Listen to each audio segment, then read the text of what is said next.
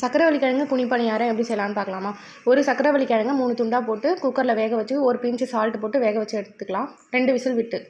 அதுக்கப்புறம் சக்கரவள்ளி கிழங்கு வெந்ததுக்கப்புறம் நம்ம வந்து அது தோலை வந்து பீல் பண்ணி இந்த மாதிரி மேஷரை வச்சு நல்லா மேஷ் பண்ணிக்கலாம், நல்லா தூளாக ஆயிடணும். அதுக்கப்புறம் 2 கரண்டி அளவுக்கு கோதுமை மாவு, ஒரு பிஞ்சு சால்ட்டு, 1.5 டேபிள் ஸ்பூன் நாட்டு சர்க்கரை போட்டு நம்ம மசிச்சு வச்ச சக்கரவள்ளி கிழங்கை போட்டு நல்லா பிணைஞ்சிக்கலாம்.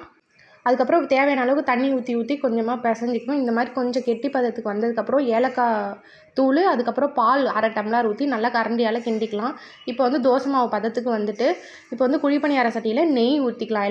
எல்லாத்துலேயுமே ஈக்குவலாக நெய் ஊற்றிட்டு அப்படியே ஒரு கரண்டியாக எடுத்து ஊற்றி நல்லா வேக வைக்கணும்.